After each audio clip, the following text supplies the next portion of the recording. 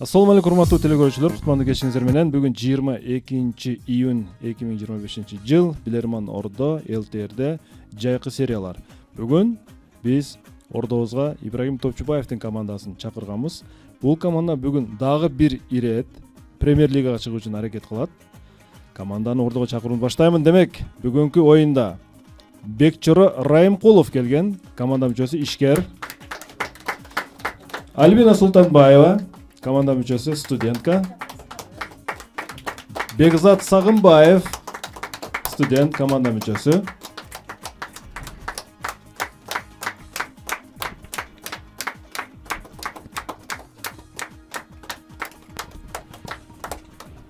Кийинки катышуучулар: Бактиярбек уулу Эржан, студент. Тимурлан Маматов, ишкер. Жана команданын капитаны Ибрагим Топчубаев.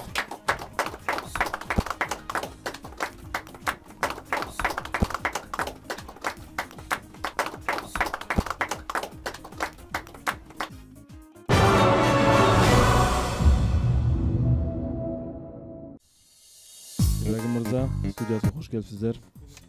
Анаңыздар жакшы команда оюнга даярбы? Менимче бул оюн сиз үчүн бир чечүүчү оюн болуш керек. Себеби буга чейинки аракеттер жакшы болду, бирок натыйжасыз болуп жатты да негизи. Эки ооз сөз сизге. Ассаламу алейкум, урматтуу алып баруучу, урматтуу билермандар, урматтуу телекөрүүчүлөр. Бүгүн Кудай насип кылып мына жайкы сезондордун туруна келип отурабыз. Бүгүнкү маянабыз өтө жакшы, даярдыктарыбыз өтө жакшы. Бүгүнкү оюнда чоң үмүт, жакшы майда отурабыз. Команда бир кол чаап коелу анда. Алактуу телекөрүүчү, бүгүн команданын курамында негизинен күчтүү билермандар көп десек болот. Бул жерде Тимурлан, Бекчоро, Эржан, Бекзат, Альбина бүгүн биринчи жолу студиябызда отурат. Альбина, мана жакшыбы? Биз ойлойбуз, бул командага сиз жакшы салым кошот деген ниеттебиз.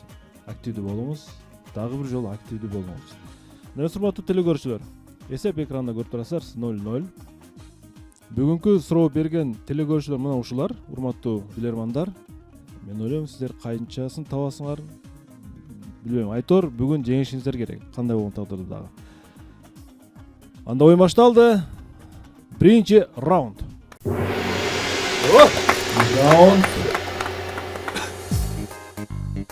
Жаңы студиябыздын баштапкы бетачар оюнун Сагын Маматов командасы өткөрүп берди.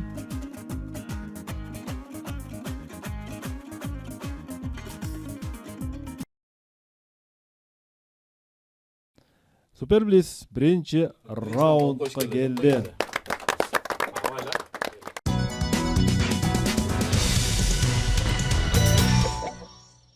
Тарбек Алимканов Каракулжа районунан сиздерге каршы суроо берет. Суроо: мени айландырсаң мен өзгөрбөйм дейт. Бөлсөң мен жокмун дейт.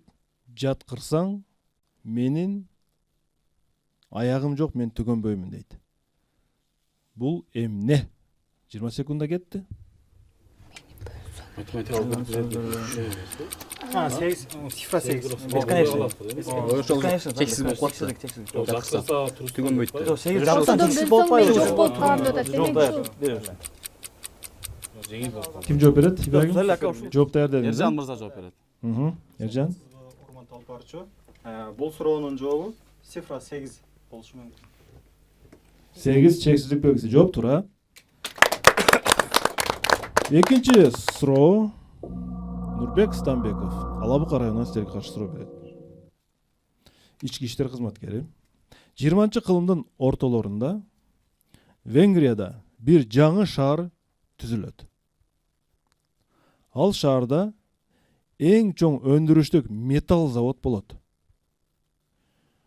Бул шаарга Тифлис губерниясынын Гори шаарында төрөлгөн инсандын фамилиясы берилет.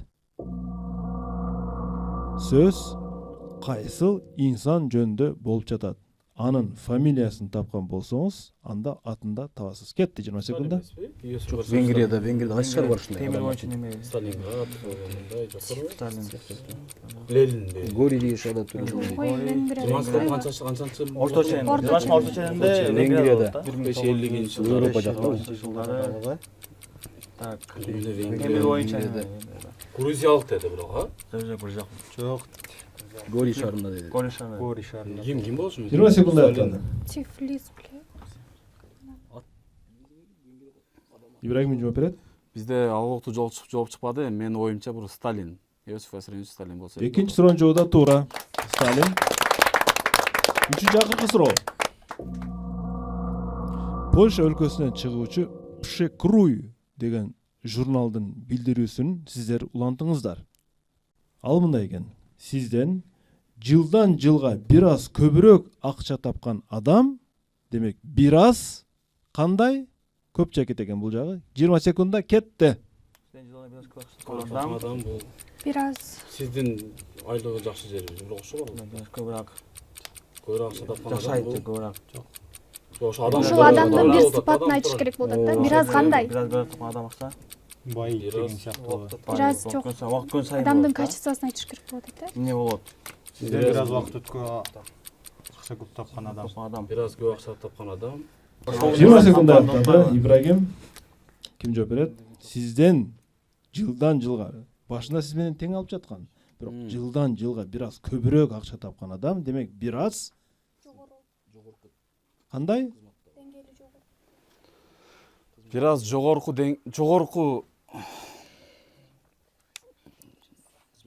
кызматтагы адам болуп калат. Ошондой деп ойлоп атабыз дейм. Алгылыктуу жооп чыкпай атат, бирок эми. Жооп кабыл алынды. Алынат. Мисалы үчүн Тимурлан экөөңөр чогуу иштесиздер, бирок Тимурлардын кирешеси эмнегедир көбөйүп баштады. Ушуну уккандай болот. Семете сиз эмне дер элеңиз Тимурланга? Вариантыңыз барбы? Үйлөн деппи? Урматтуу алып баруучу, ооба биз талкууладык. Бизде вариант көп чыгып атат. Негизгилери бул же акылдуураак болушу мүмкүн, же болбосо эмгекчилерээк болушу мүмкүн да. Мен туура жоопту айтайын. Мисалы үчүн сиз университетте иштейсиз. Сиздин коллегаларыңыз бар, билесиз алардын тапкан айлыгын канча сом экенин. Бирок байкап жүрсөңүз, 1 жылдан кийин алар көбүрөөк таба баштады да.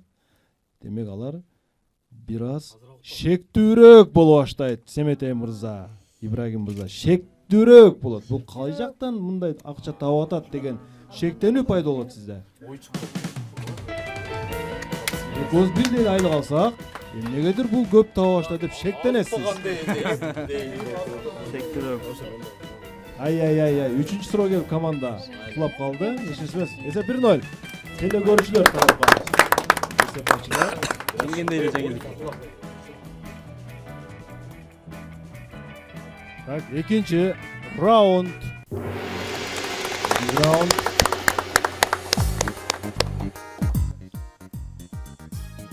Шектүүрөөк деген жооп эч кимде жок болду окшойт, Ибрагим. Же Акылсыздыраак дегендей болду. Ошону жек көрүп биз оң тарабын ойлоп жакшы деп атабы экен депчи. Аз уктап. Ислам Шайлокул уулу Аксы районунан сиздерге каршы суроо берет. Быйыл эми улуу ата мекен согуштагы жеңиштин канча жылдыгын белгиледик, Ибрагим? 80. 80 жылдыгы. Негизи быйыл ушул жыл бою согушка байланыштуу, жеңишке байланыштуу суроолор берсек боло берет негизичи. 200 күн түн бою уланган Сталинградтагы айыгышкан салгылашуу акыр аягы 1940 жылы 2 февралда Советтик армия душманды талкалап жеңишке жетишет. Мындагы салгылашуу 2 дүйнөлүк согуштун багытын аябай мындай бир өзгөртүп салган да, тескери караткан. Ошол жылдын 29 ноябрында Улуу Британия премьер-министри Уинстон Черчилль Тегеран шаарында Сталинге Сталинградтагы салгылашта жеңишке жеткенин бийик даражада баалап, ага бир белекти тапшырган. Ал белекте мындай жазуу бар экен. Король Георгий Алтынчынын жүрөгү болоттон болгон адамдарга Сталинградтын жарандарына берген белеги англис элинин аларга болгон урмат сыйынын белгиси катары деп тапшырган экен да. Урматтуу билермандар, жазуудагы сөздөргө маани бере турган болсоңуздар, Уинстон Черчилль Сталинге эмне белек кылганын таба аласыздар. Кетти минута. Бул жүрөккө окшогон бир нерсе окшойт мындай. Болоттон жасалган дейм да. Сталинден жасалган. Не болушу мүмкүн? Боштондуктун белгиси. Ок же, ок эмес, а? Ок эмес. Не болушу мүмкүн? Болоттон жасалган бир нерсени бир Жакшылык керек, статуя кошулган. Не келди? Пистолетпи? Револьвер болушу мүмкүн, болушу Менин оюма мүмкүн. шахмат келди. Шахмат келиши мүмкүн. Дагы эмне болушу мүмкүн? Жүрөктөн болгон алтын, мындай мемлекет демекчи. Согуштун коддорун Болоттон кандайдыр болгон бир адамдар. Ошондой бирок Болоттон начарчылыкта көп болгон болгон, адамдар. начарчылык көп болгон. Ошол ай эме эли кыйналганда өтө көпчү. Эмне белек бериши мүмкүн? Болоттон жасалган болушу керек. Не болушу шахмат, дагы эмне болушу мүмкүн мисалы? Жей турган нерсе эмеспи? А? Жей турган. Жей турган жок, жазуу, болот. жазуусу бар какой-то бир предмет. Ок болушу мүмкүн. Сабат болушу мүмкүн. Англиянын сыйын билдирген болот Англия. Англияда Не бар? Англиянын символикасында эмнелери бар дагы? Арстан, дагы не бар? Арстан эмес да. Болоттон Каруу окшогон эле. Картабы же. Не эле? Портсигарбы? Бирок көп чеккен бирок. Сталинден көп чеккен. Бирок отенсең уважение болбой калат да. Эмнеге? Онда уважение сигарет чеккендердин уважениеси болуп калса. Сталинден Портсигар бирок сал. Жооп бересиздерби? Бонус алсаңыздар болот, ордун жардам алсаңыздар болот. Жооп бериңиздер. Бекчоро мырза жооп берет. Бекчоро. Урматтуу алып баруучу, биздин оюбуз боюнча бул тамекини сактоочу кутуча деп ойлоп атабыз. Тамекини сактоочу кутуча. Портсигар. Жооп кабыл алынат. Элестетили, Тегеранда эң жогорку даражалуу жолугушууда Уинстон тамекинин кутусун берип атат Сталинге. Бул саясий шылдыңдоо болуп калышы мүмкүн эгер ушундай кылса, билбедим дагы. Бул жерде маселе өтө олуттуу.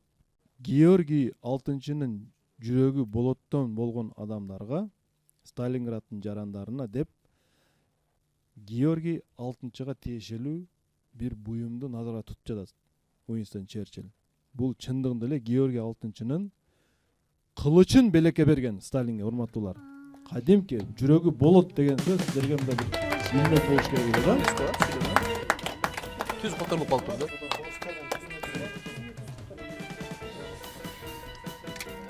Ошол кылычтын сүрөтүн силерге көрсөтүп коеюн архив үчүн, маалымат үчүн. Мына ушул кылычты, мына муну мамлекет державаларынын жетекчилеринин белеги десек, бири-бирине тапшырса жарашат. Экин ойлесек, Кылыч миллионубузга келбептир. ойлонатылат 3-чү раунд. Раунд. Кылыч болсо керек деп кимдир бирөөдө ушундай вариант болду? Каличаев, Чеметей мырза. Я.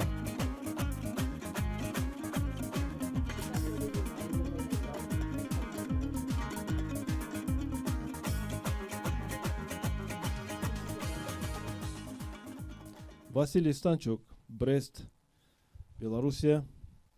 Урматтуу билермандар. Сиздер азыр экранда бекитилген бир жарыя же эскертүүнү көрүп турасыздар. Биз бекитип койдук муну. Бул көрүнүш Австралиянын Куберпеди деген шаарында бар, азыркы күнгө чейин турат. Эми сиздерге суроо. Кандай максат менен арт жактагы тосмолор бул шаарда орнотулган жана бул бер жактагы жарыя эмнени түшүндүрүшү мүмкүн? Минута кетти. Кенгуру же коён да. Жаңы бир эме барлыгы. Ошо эмне, мисалы, тосмо кенгуру кирбесин, Арагандар абайлагыла кенгуру бар деген эмес, нарыкта бир нерсе бар. эскертүү деп атат да, эскертүү белги. Жарыя же эскертүү Эскертүү белги. деп адамдарга да бул, значит. Ошо кенгуру бар дегенби же Мындай карасак, бул жерде азыр мына машинанын изи бар да. ооба, машина келет Бул да. жерде какой-то машина адамдар келип кетет. Тосуу. Ошол тоскону бул ошол адамдарга кандайдыр бир мындай Же машинадан түшпөгүлө, бак мисалы арстан бар же башка бар дегенде биринчи. Түгүндөгү. арыстандар же тукай ишеден башталат дегенби? Жок, жапай жаныбарлар, жырткыч жаныбарлар бар деген белги болушу деле мүмкүн да. Машинадан түшпө дегендейчи. Нар жагында карасаңыздар, заводко окшогон бир Ал нарак шаар экен, наракчы. Шаар экен. Шаар эмес, Шаар кысасы элдик ба населенный пункт экен да. Купер Бети маалыматтар жок, кайсыл Австралияда да. Бул жерде мындай кенгурулар менен же кандайдыр бир жапай жаныбарлар менен бар. Ошондой жапай дейин десеңчи, ойда жапайлар көп да онда. Жок, көп. жырткыч жаныбарлар жок. Жырткыч жаныбарлар ушу кашанын бул жагына жүрсө керек. Ар жакка кирбесиңер, эгер келип калсаңар, машинадан түшпөгүлө дегенге окшогон бир. Ошо машинадан түшпөгүлө деген болушу мүмкүнбү дейм. Не варианттар чыкты ошол? Жеке жоопту деген. Мындан башка вариант жок ушул. Машинадан түшпөгүлө жырткычтар бар деп. Жырткыч жаныбарлар бар, агайла кала деген белги болчу. Ошонго байланыштуу. да. Ибрагим? Болот ошондо. Ким жооп берет? Ким уламат жооп берет? Тосмолор менимче ушул жырткыч нар жагы үйлөргө окшоп көрүнүп атат. Населенный пункт. Бул жерде бир эскертүү белги, сиз айткандай. Абайлагыла бул жерде жырткыч жаныбар бар. Жаныбарлар байырлап жүрүшөт деген белги болушу мүмкүн. Себеби бул жерде машинанын из кеткен жол турат. Машина менен араласа болушу мүмкүн, машинадан түшпөгүлө же абайлагыла деген ушундай бир абайлоо эскертүү белгиси болушу мүмкүн. Жырткыч жаныбар болгондо кандай жаныбар? Ал арстан болушу мүмкүн, жолборс болушу мүмкүн. Жок болгон. Австралия дегенде бизге кенгуру менен дагы бир жаныбардын түрү эске келет. Бул Австралияда жапайы динго деген иттер бар. Алар мына бул жерде жарыяда койду карагыла коюңар деп атат. Анткени бул жерде жапайы динго иттери бар, ал кол салышы мүмкүн. Ошондуктан могу заборлор, могу тосмолор Ибрагим мырза. Динго иттери бер жакка чыга албаш үчүн коюлган. Нар жакта ай жок, бер жагында. Этият болгула деген эскертүү. Динго иттери нар жагында короонун ичинде, тосмонун ичинде иттер бар жапай. Алар адамга да кол салышы мүмкүн эгер жалгыз болуп калса. Билесиздер да, жаныбарлар дүйнөсүнөн көрүп жүрөсүздөр дегенде. 3-0 эсеп. Эки каршы тиле көрүшү тарапка дагы бир упай берилет. Жырткыч деген эсепке алынбайбы ошондо? Жок, жырткыч деген түрү көп да. Сиздер динго деп так айтышыңар керек жооптучу. 4-нчы раунд.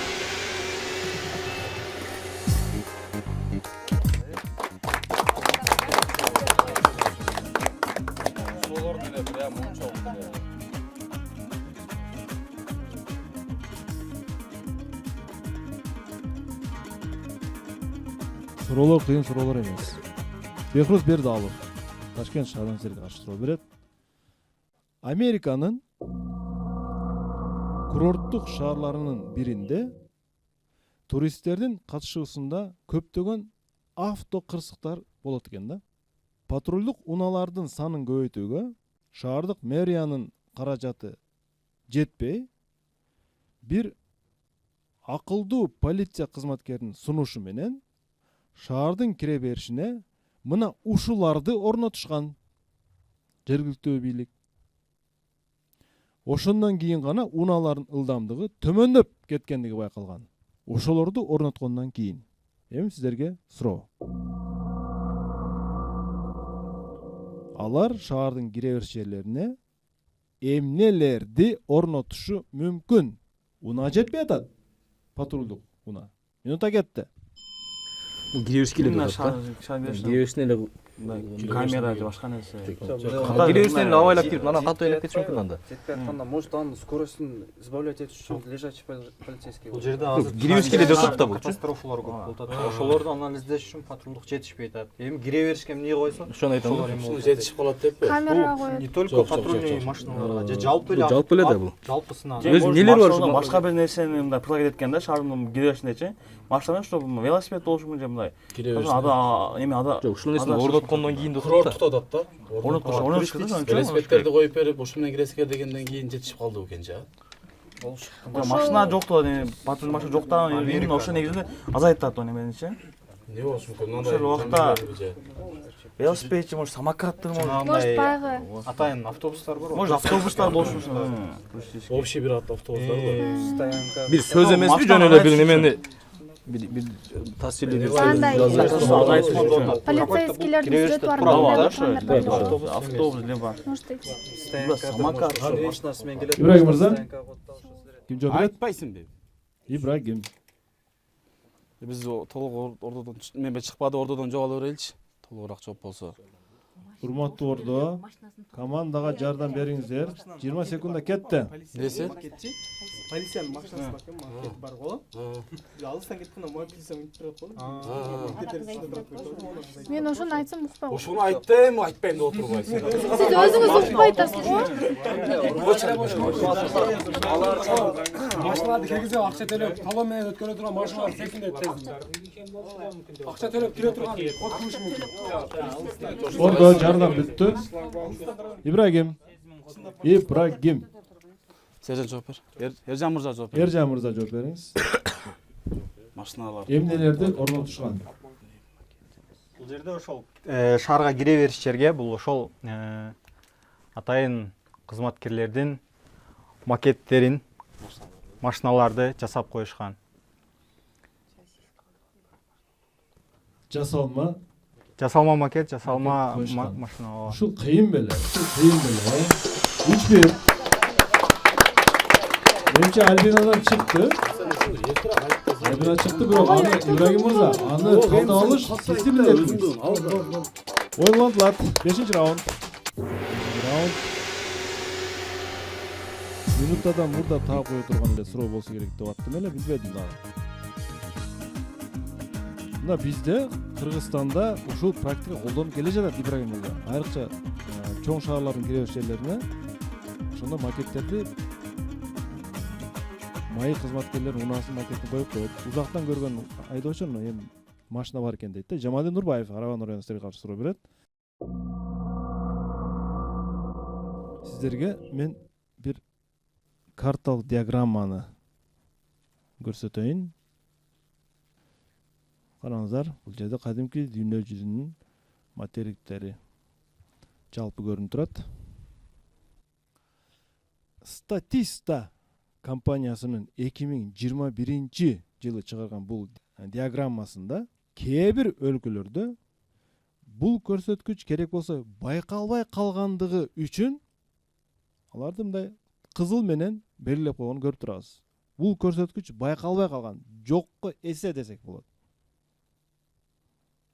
Бирок кызыл түстөн башка бул жерде ток көк, ачык көк түстөр дагы бар экенин Африка континентинде көбүрөөк экендигин да билип атабыз. Урматтуу билөрмандар, бул карта эмненин көрсөткүчү? Кетти минута. Сагаттуулук боюнча эмеспи? Чөл. Вот, например, Япония, Корея жактарда турабы, могу аралдарда. Бул калктын өсүүсү эмеспи, демографиялык жактан эмес. Жок, Африкада Кореяда Чөл. Өспөйт, өсөт. Чөлдө эле Казакстанда көп мисалы. Африкада көп мисалы. биз чөлдүү өлкөгө кирбейбиз да бирок. Коррупция кой, бар Россияда көп. бирок сабаттуулук боюнча болгондо Казакстан кандай кошулуп калат? Казакстан жакшы да Казакстан. Жок кой. Кыргызстанда да bizde de бар. Бизден турабызбы? Bizde бар, наркы кызылдарда жок. Монголия Чегара маселесиби? Чегара чечилбегениби? Ошол эмеспи? Болуш. Чегара чечилбеген эмеспи случайно?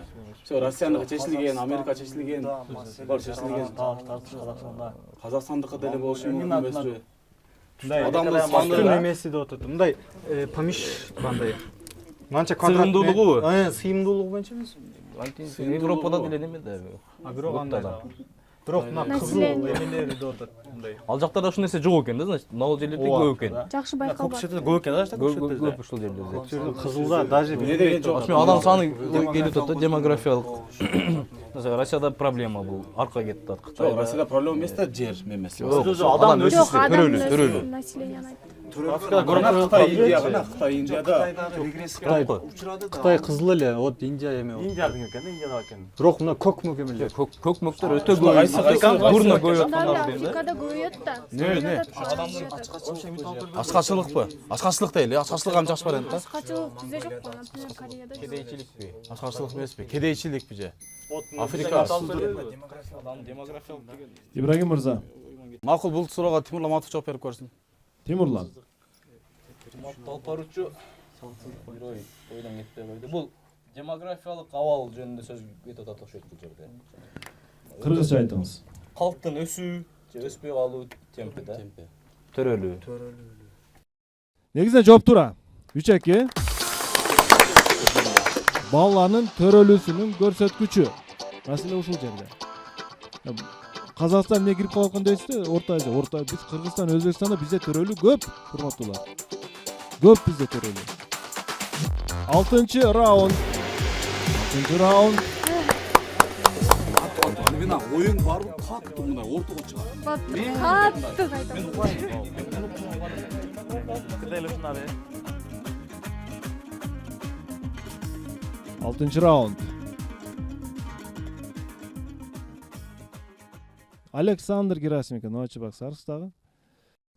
Ушул суроо 3 оюндан бери ойнотулбады да. 3 оюндан бери.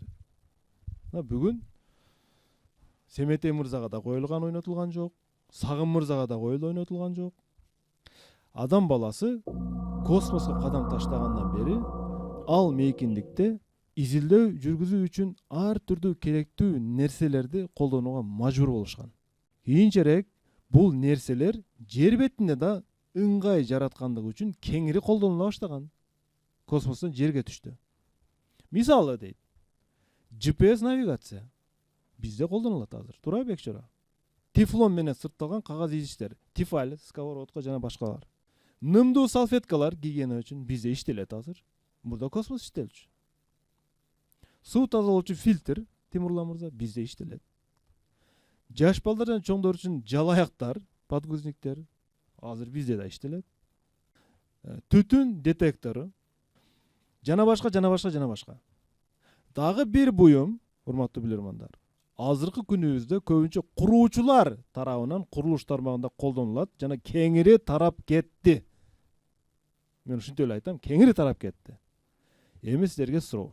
Мурда космосто иштелип жүргөн болсо, азыр курулуш тармагында кеңири иштелип жаткан бул кандай буюм? Кетти минута. Не деп коет атын? Нивелир. Татко жердин тегиздигин немесин карап турчу. Лазер ойма келип. Лазер, да. Жашыл эмелер менен. Өлчөт тегиздиген. Тегиздиген. Лазер жагында шлангы менен суу менен баягы тегиздигин өлчөгөн алда гидро. Ал эски метод да, бирок Ушул өтө жакын экен. Себеби космосто невесомостьто жүргөндө билбейсиң да мындай кандай эме болот. Бирок тартылуу күчү жок ал жакта, бирок ал космосто иш бербейт. Ооба. баягы лазер Аскан эмеспи? Түздүк, а? лазер жакшы вариант болот да. Эми колдонуп Штативке окшоп коюп алып камера ошо менен атат го жерди, аябай. Геодезисттер именно точканы табышат. Ошондой неме. Толугураак кайсы болушу мүмкүн? Примерно лазер, Космосто иштетилүүчү. мен жакында эле атам Ал жерди изилдейт да, мисалычы, ал жерди космос изилдейт ол жаңы жерди. Курста үйдү. Айт. аппаратты көрдүм да, мондай ортого коет экен дагы. Бүт помещениянын түз кылып сызып берет экен да, лазерге окшотчу, кызыл кылып сызып берет экен. Лазер. Бирок лазерди космосто канча иштеткен анда? Бир минут алайлыбы? Опор эле болсун. Лазер деп көрбөйбүз да келип. Жок. Ойдон алганбыз. Тамам, эмне болушу мүмкүн? Ойдон Не деп коет ошонун атын? Геодезисттер колдонуп алып баруучу. Бонус аласыздарбы? Бонус алайлы. Ана бир суроону кайталап коюңчу. Бир суроо. Негизи суроонун маңызында курулушка кеткен кайсы меме Курулуш тармагында иштетилген уста дейлик, мындай жалпак усталар колдонуп турган бир буюм. Кеңири дээрлик ар бир уста колдонот муну. Ошол эмне деп атам да. Болду, эсеп. Бонус аласыздарбы? Кетти бонус. Албайбыз, бонус албайбыз. Бекчора мырза жооп берип көрсүн. Бекчора. Макул, мен бонус токтоттум. Урматтуу алып баруучу, бул биздин оюбузча колгап болушу мүмкүн. Колгап болушу мүмкүн. Ооба. Жооп кабыл алынат. Ордодон суроом келди. Ким кандай варианттар бар ордодон? Семетей мырза, Динара, Каличайым курулуш тармагында усталар колдонот экен. Космосто, мурда космосто колдонгон, азыр бизде колдонуп калды, Семетей. Сиз деле колдоносуз, Семетей мырза, анычы? Мисалы мен колдонгом. Семетей. Эми бизде көбүрөөк эле вариант болду, урматтуу алып баруучу. Кайсысын айтышты да билбей атам. Мен ушул мен Самат бүгүн келип калган, ушул жоопту Самат айтып көрсүнчү. Самат. Урматтуу баштоочу, биздин оюбуз боюнча баягы шайтан деп элдин арасында неме бар, ошону уровень, ошону деп ойлодук биринчи оюбуз. Деңгээлди өлчөй турган. Деңгээлди өлчөй турган. Лазер деп ойлодук, кыскасы ушундай. Дагы кимде вариант бар? Акыркы убакыттарда стройкада жанагы зазорлорго пена чачкан и эме жылуулаган эме колдонулуп атат. Менин оюма ошол келип атат. Варианттар өтө көп чыкты, урматтуу мырза. Анан али баягы эмеден тоскон эме касканын алдында очкиси кошо болот го, биз ушундай деп да ойлодук. Ширетүүчүлөр кийгенби? Алишер. Урматтуу алып баруучу, бул жерде бир нече варианттар чыкты. Бардыгына токтолсок боло турган да. Менин оюмча бардыгы туура келет. Бирок биринчи ойго келе турган нерсе бул жанагы суу деңгээлин өлчөй турган. Туура жооп. Мурда космонавттар колдонуп келген болсо, кийин бизде кеңири колдонуп калды. Бул аккумулятордуу инструменттер, дрель, перфоратор, шурповер жана башка аппараттар болчу. Урматтуулар. Ооба. Устада бар да, дрель, шурповер бар да, бардык усталарда, курулуш тармагында дээрлик бардында бар. Космоста муну кадимкиде колдонот. Себеби бошотот, катырат. Кийин бизде колдонуп калды. Мурда жок болчу, урматтуулар. Шурповер мурда жок болчу бизде. 7-чи раунд. 7-чи раунд.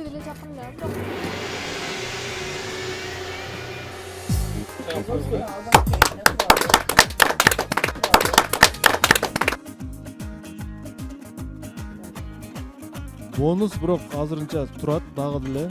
Бирок жооп туура эмес болуп калды негизи. Мен бонус алганда силер туура жооп таап атпайсыңар, жокпу билбейм. Кыйын болсо да аны.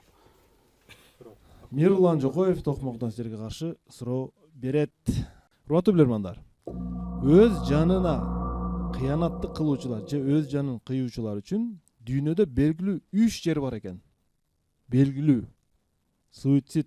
Биринчиси Япониядагы Аокигахара токою, киносу да бар мунун. Кеминде 500ге чейин адам өзүнүн жанын кыйып атат ал жерге барып. Ар кандай проблемалар менен. Экинчиси Калифорнияда жайгашкан Golden Gate Bridge көпүрөсү. Алтын дарбаз деп коебуз, Ибрагим туурабы? Ошол жерге барат да чыгып туруп таштайт нарака. Үчүнчүсү дагы бир жер экен. Бекзат мырза, өз жанын кыюучулар ошол жерде өзүнүн жанын кыйып салат экен. Бир себеп менен. Бул дагы Европада жайгашкан эмес бул жер. Африкада эмес, Азияда эмес. Караңыздар. Кайсы жер болушу мүмкүн? Кетти. Минута. Бул Европа эмес, Азия эмес. Значит, үй же сарай. Белгилүү бир жерде эмес да. Любой жерде болушу мүмкүн. Бул үйүң, сарайың болушу мүмкүн, ваннаң болушу мүмкүн. Көп барган жерлерде отпайбы? Көп. Водопаддан специально водопадка барылып Бул турабы, үйдө эле жогорку экөөнүн окшош, атайын жер эмес окшойт го дейм да булчу. Канада менен Американын эмесинде. Бул жерде мындай болуп атат. Конкретно мен азыр баамдап калдым, точно Европа эмес деген. Азия эмес, континент калды. Түштүк Америка калды. Түштүк Америка. Австралия бар. Негара сеники туура келди. Дагы кандай вариант? Калифорния, Түштүк Америка тилеги. Ошол жакта. Мен азыр 3 негизги эме дегенде ушул нерсени кандай болуп аттым, бирок адапат. Эң Ниагара өлгөнгө эң ыңгайлуу жер. Ошол өзү ошолбу? Көбүнчө үй деген жакшы вариант да. Үйдүн любой бурчунда өлүп алуу керек. Жок, сен түшүнбөй атасың. Суроо 3 та жер айтып атат. Ошол үчүнчүсү үй эмес да бул. Ол Японияны айтып атат. Өзүнүн үйү Ким жооп берет? Ибрагим, бонус аласыздарбы? Бонус алайда 1 минут ооба. Бул суроо кайталабайт. Шаар, урматтуулар. Бир шаар. Эмес айнанып кеткен. Моюну качканда болот да, эми ал жерчи маселе. Түндүк Кореяда шаарлардан айтсаңар, Ыңгайлуу болуп атат да, ыңгайлуу болуп атат ошол жергечи. Ол жан. Азия деп өтдү да. Азия деп өтдү да. Шаар деп атат да. жакын шаарлар. Кайсы өлкөдө көп суицид болот? Европа жок деди да. Японияда. Түштүк Америка. Эми Швейцарияда кайсы шаар билесиң? Жок, ал жакта Европа кирбейт деп койду. Европа кирбейт деди. Европа Азия эмес кирбейт деди. Африканы айтты, а? Африканы айтты. Африка Америкалык алды. Түштүктүн Американын кайсыл? Баягы бирок неме Моз Америкада жайгашканбы, кайда жайгашкан жок? Калифорнияны айтты. Калифорния айтты да аны. Түштүк Америкадагы Кайсыл жер болушу мүмкүн дагы? Кайсыл? Түштүк Америкада кайсы болушу мүмкүн? Түштүк Америкада. Ошол баягы шаар эмес да турат, сен айткан баягы водопад. Ал шаар эмес да. Жок, Бразилияда жер. Бул шаар деди. Риодо кандай да? Дубайда жок эмес. Арка, Дубайда айтпайбы? Дубай Ажа кирип калат да. Ошо баягы бийик чокуу үйлөргө чыгып, Ал жер ам чыгып өлбөйт да. Кайер айтайлы? Токиону айтып коелу. Токио Азияда. Ал айтылды да. Американын кайсы шаары? Ибрагим мырза, Антарктида. кайсы шаар? Ким жооп берет, Ибрагим? Ибрагим. Бекчоро. Сынөөсө бул Түштүк Америкадагы Рио шаары. Или Сальвадор. Түштүк Америкадагы Рио де Жанейро, менимче Рио де Жанейро шаары деп эсептелет. Жооп кабыл алынат. Туура жооп. Ошол эле АКШдагы дүйнөлүк кумаркананын очогу болгон Лас-Вегас шаары жөнүндө сөз болду, урматтуулар. Лас-Вегас шаары себеби кумарга акчасын уттуруп койгон адамдар Бекчоро өзүн жанын өздөрү кыйып салышат экен. Керек болсо да атат. Лас-Вегастагы бир дагы мейманканада балкону жок экен. Атайын курбайт экен балкону. Айнектер ачылбайт экен. Эмнеге? Миллион акчаны уттурган адам өзүнүн боюн таштай берет экен да. Туристтер болгондо туристтерден көп факт катталат экен, ушундайчы. Көрдүңүздөрбү? Бир дагы балкон жок экен. Менимче бир 60-70 гостиница бар экен мейманкана. Бирөөсүн дагы балкон жок экен. Атайын. Эми азыр бир эме куруптур, мен көрдүм ал жерде. Ал жерден да секирмекчи болгон экен, ал жерди секире албай турган кылып коюптур. Айтор ушундай. Лас-Вегас. Эсеп 5-2. Эсеп 5-2. Эми өтө сергек болушуңуздар керек. 8-чи раунд. 8-чи раунд.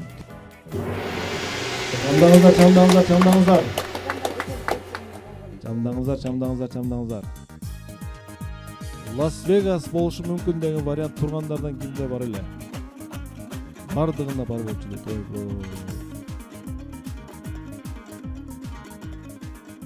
Бардыгында бар болчу эле. Исамидин уулу Жантөрали, Япония. Мынакей, азыр Японияны айтып атсак, Япониядан суроо келиптир. Өзү Баткендик экен. Хиросима шаарында жашайм дейт. Ушул жакта окуп иштейт окшойт. Азыркы учурда жапон тилин окуп жатамын, сүйлөп жатамын. Ушуга байланыштуу суроом Япон иероглифтери боюнча дейт. Тынчтык Кытай иероглифтери боюнча суроо берчи эле бизге. Кезек Японияга келдиби? Бул иероглифтер хана, менче бирөөсү хана, хана деп аталат экен. Хана деген мындай хана, экинчиси би айтылат экен, шуну окулат экен япон тилинде. Хана, би. Манилери, бисче манилери. Хана деген гүл экен, урматтуу билермандар. Би от дегенди билдирет экен, от. Эгер ушул эки иероглифтер чогуу келе турган болсо, анда хана би деп окулат экен. Демек, гүл, от. Же гүл жана от деген. Силерге суроо. Мунун маанисин биз кандай түшүнөбүз жана алар назарды эмнеге алып жатат? Ханаби деген сөзү эмнени түшүндүрөт? Кетти минута. Гүл от. Аялдар жөнүндө эмеспи? Аялдарга багышталган эмеспи? Окшок эмес го дейм. Гүл от дегенде аялдарга баспаса эмеспи? Гүл от. Ошо аялдар эмнесине мисалы? Аялдын характери. Гүлдөй көрүнгөн менен оттой деппи? Жок, ошол аялдын мүнөзү жөнүндө кетпейт ау деген ой. Дагы мода башка. Болушу мүмкүн. Мода башка вариант болушу мүмкүн. Менде деле ошондой эле вариант. Мода башка кандай болушу мүмкүн? Менде калемпир деген. Калемпир, ал дагы жакшы. Ол эле гүл да. Гүл жесең от кылат. Ал дагы тура эле. Дагы эмне болушу мүмкүн? Калемпир, аялдын деген сөздүн кыргызча мааниси деген. Ошондо биз эмнени түшүндүк? Алар эмнени ханаби атайт деген мааниде. Ошондо ханаби деген эмне деген сөз болду? Котормосу. Гүл от, ошол жакшы келди. Адам башка дагы эмне вариант болушу мүмкүн? Короче, эме бар. Аниме бар эле го, Нарутода. Ошондо конкретно Нарутонун аялы жана кыз бар эле го. Сакура эмес, Беркинси. Ошол. Ошонун сиңдисинин аты Ханаби болчу да. Ханбике. Ал кандай болчу эмес? Кандай образ? Характерлерин эстегенде ошо аялга Роза гүл эмес мен да бул. сыпат экен да. Ошондо эмнени атайбыз ошондо? Аялдын Роза гүл эмес да, бул Ханбике деген сыяктуу жолсунда какой-то бир Роза гүл эмеспи? Гүл кооз, бирок кармай албайсың дегендей. ошол сыяктуу характеринде бир аз. Ошондой эмеспи? Характерге башын сап айтат да бирокчу. Экинчиси немеси биси от болуп атпайбы? Калемпир жакшы эмеспи? Калемпир жакшы эмеспи? Убакыт бүттү. Ибрагим мырза, сиздерде бардык шанстар колдонуп бүттүңөр. Өзүңүздөрдүн эрудицияңыздарга таянып жооп бериңиздер. Ким жооп берет? Ибрагим. Бекчоро. Же упай алып келесиз, же жеңилесиздер. Жооп бериңиз. Урматтуу алып баруучу, биздин оюбузча бул аялды түшүндүрөт. Аял затын. Аял затын түшүндүрөт. Гүлдү аял зат деп түшүнсөк, от не? Аял заттын мүнөзүбү? Макул эми. Кабыл алдым жоопту. Эмне болсо ошо болсун эми. Аял затын түшүндүрөт. Туура жооп. Бул фейерверк жөнүндө сөз кетти эле, урматтуулар. Фейерверк. Салют, фейерверк жөнүндө. Гүл жана от.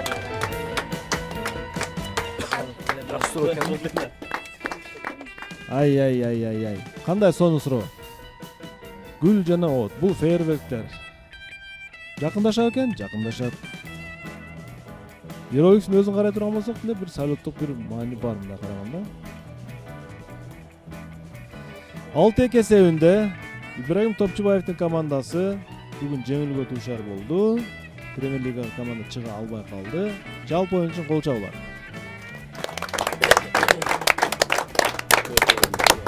Темеке мырза, оюнга бир анализ кылып көрөлү.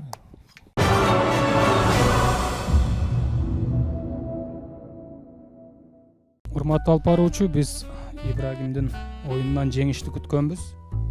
Бирок эч нерсе эмес. Оюн талкуу жандуу эле деп айтсак болот. Бирок эмнегедир бүгүн ийгилик жылмайбай койду да. Бүгүнкү оюнда мен Тимурлан мырзаны гана мыкты деп санаймын. Мыкты ойноду, жооп берди, талкууга да активдүү катышты. Ал эми суроолордон болсо, кайсы суроо жакшы сизге? Бизге Лас-Вегас боюнча суроо жакты. Лас-Вегас шаары жөнүндөгү суроо магистрге жагаптар. Ордо жаңыланыптыр, ушул жаңы Ордо кут болсун. Ушул жерде жакшы оюндар ойнолсун мындан кийин. Ушул жерде Ордо мындан ары карай өнүгүп өөрчүп кетсин деп айтмакчымын. Бүгүнкү оюнга келе турган болсок, бул жерде болгону балдарда мындай ойлор чыгып атты.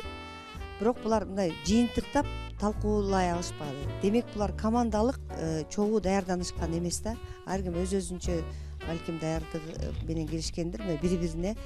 Бири-бирин илип, бири-бирин сүрөп, алдыга бир ойдон экинчи ойду чубап чыгып кете алышкан жок. Бирок балдардын даярдыгы өздөрүнүкү жакшы. Ибрагим кийинки оюндарга ийгилик сага. Ал эми биздин немебиз магистрдан кийин биздин оюбуз эске алынбаса деле бизге ушул акыркы суроо жаккандыгын мен белгилеп айткым келет. Фейерверк жөнүндө, түшүнүктүү. Ибрагим мырза. Эки сөз сизден кандай болду оюн? Капитан. Кайсы суроо жакты? Оюн жакшы деп айтуудан немебиз, жеңилип калдык себеби. Өз негизи даярдык болуп атты. Анан акыркы суроолордо мүмкүн биз мындай жалпылап айтып жыйынтык чыгара албай калдык. Бул биздин айыбыбыз. Кийинки оюндарга Кудай насип кылса ушул жакшыраак даярданып келүүгө аракет кылабыз. Анан бүгүнкү суроолордон ошол мага дагы ошо акыркы суроо жакты биздин командабызга дагы, себеби гүл от ошол фейерверк жөнүндө мындай. Исамидин уулу Жантурали өзү баткенден экен, бирок ушул Японияда окуп иштеп жаткан телекөрүүчүнүн суроосу мыкты деп табылды. Биз Жантурали мырзаны куттуктайбыз жана мыкты суроолорду күтүп кала бермекчибиз. Маанайды көтөрүш үчүн биз Барболдун ширинтерин студияга алып чыгабыз. Барболго чоң рахмат. урматтуу теле көрүүчүлөр, бүгүн да сиздер жеңишке жетиштиңиздер. Сиздерге чоң рахмат, мыкты суроолорду жөнөтүп бердиңиздер. Сиздерге дагы бир жолу рахмат айтабыз. Призой байге фонду учурда убактылуу жок болгондуктан дагы сиздер ошого карабастан суроо жөнөтүп атасыздар. Бул сиздер муну менен билерман болуп берилгендикти билдиресиздер. Биз баардыгыбыз клубдун атынан сиздерге ыраазычылык билдиребиз. Чоң рахмат. Билерман ордо билек күчтүү бирди жагат, билими күчтүү миңди жагат. Көрүшкөнчө аман болуңуздар. Ассаламу алейкум.